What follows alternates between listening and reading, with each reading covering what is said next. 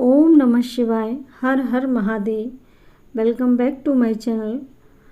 भक्तों, आज मैं आप सभी का अपने चैनल राधे कृष्णा पर हार्दिक स्वागत करती हूँ और आशा करती हूँ कि आप सभी सुखी और कुशल मंगल होंगे। आज मैं आप सभी के समक्ष 16 सोमवार की व्रत कथा का उल्लेख करूँगी। आप इसका श्रवण करें। 16 सोमवार व्रत कथा। भगवान माधवपुरी में भगवान चंद्रभाल शिव जी का एक अति दिव्य आश्रम है। वहाँ भूतों के पति महारुद्र जगदम्बा पार्वती जी के साथ निवास करते हैं। एक समय भगवान चंद्रभाल उमा सहित भूमंडल विचरण को निकले। चलते चलते वह विदर्भ देश में अमरावतीपुरी पहुँचे। वहाँ नगर के राजा का बनवाया हुआ एक विशाल सुंदर शिवालय था। भगवान शंकर उसी में पार्वती के सहित ठहर गए। रात्रि हुई। निर्जन अंधकार में केवल एक दीप जगमगा रहा था। बाहर सियार और उल्लू शब्द कर रहे थे। समय काटने को माता पार्वती ने शिवजी से कहा, देखो स्वामी, रात बहुत लंबी है, अभी निद्रा भी नहीं आ रही है।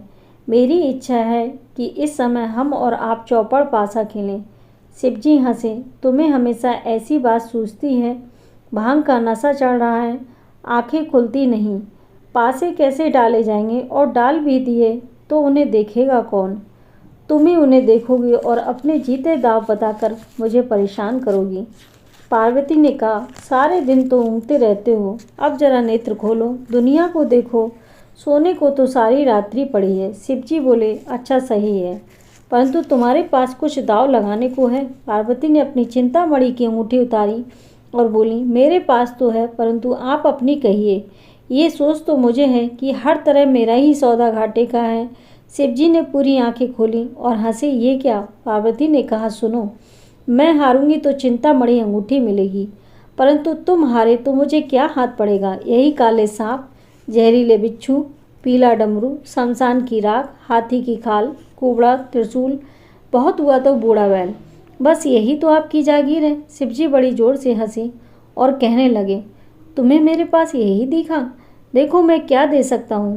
गंगा की धवल धारा, सुखवर्षक चंद्रमा, भंग का लोटा, कीमती बाघंबर, सर्व रोग शोक हरण, रुद्राक्ष माला। कुछ देर में चौपड़ बिछी। तभी आरती के लिए पुजारी ने मंदिर का द्वार खोला।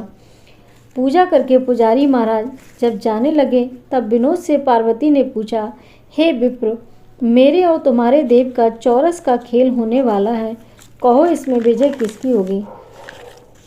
पुजारी अकड़ कर खड़ा हो गया और बोला, मेरे स्वामी से तुम क्या जीतोगी गिरजा कुमारी, इसमें विजय उन्हीं की होगी। पार्वती ने कहा, तो जरा ठहरो और देखते जाओ तुम में और तुम्हारे स्वामी में कितना जौहर है। प्रथम शिवाजी ने पासा फेंका, 3 काने आए। तब पार्वती ने पासा डाला तो पौ 12 थे। इस प्रकार जितनी बार पासे डाले गए पार्वती के जीत के आए। शंकर जी बागंबर समेट कर बोले, आज तुमने कुछ मंत्र प्रयोग किया है। पार्वती गुस्सा होकर बोली, मुझे तुम्हारे सम्मानी पुजारी का सत्य देखना था। ये घमंडी मिथ्या के प्रलाप दोष से कुष्ठग्रस्त होगा। पार्वती के शाप से पुजारी के सारे शरीर में कोढ़ निकल आया। पुजारी अपराध पर अति लज्जित और दुखी था। एक दिन वन में कुछ अप्सराएं विहार करने आईं और उनसे उसने अपना दुख निवेदन किया। अप्सराओं ने कहा, तुम श्री पार्वती जी का 16 सोमवार का व्रत है करो। 16 सोमवार पूरे किए बिना बीच में न टूटे, ये व्रत तुम्हें करना चाहिए। स्नान, ध्यान, पूजा, मंत्र जाप और शिव कथा श्रवण के बाद मध्यांतर और अनंतर एक समय भोजन करें। श्री शिव जी तुम्हारा उद्धार करेंगे। स्वच्छ किए हुए गेहूं के 3 पाँव आटा लेना, उसकी 3 बाटी चूरमा के लड्डू बनाना। घी, चीनी, गुड़ के प्रसाद से शिव शीघ्र प्रसन्न होते हैं। इसमें से एक भाग श्री पार्वती को, दूसरा भाग प्रसाद बांटने को तथा तीसरा भाग अपने लिए रखना। ऐसा करने से श्री शिव जी की कृपा से तुम्हारा कष्ट चला जाएगा। पुजारी ने ऐसा ही किया और 16 सोमवार के बाद उसका कष्ट दूर हो गया। फिर पुजारी से पूछकर पार्वती ने भी चंद्रमा की पूजा करते हुए 16 सोमवार का व्रत किया। उससे उन्हें रूठा हुआ स्वामी कार्तिक पुत्र मिला। स्वामी कार्तिक करे भक्त एक ब्राह्मण ने इस व्रत को विवाह की इच्छा से किया। उस देश के राजा की सुंदर कन्या थी। उसके विवाह के लिए राजा ने प्रतिज्ञा की कि स्वयंवर की सभा में मेरी हथनी जिसके गले में जयमाला डालेगी उसे ही मैं अपनी कन्या दूंगा। ब्राह्मण पुत्र देवयोग से उसकी सभा में पहुँचे। राजा की पत्नी ने व्रत के प्रभाव से इन्हीं के गले में जयमाला डाली और इस प्रकार उनका राजकुमारी के साथ बड़ी ही धूमधाम से विवाह हुआ।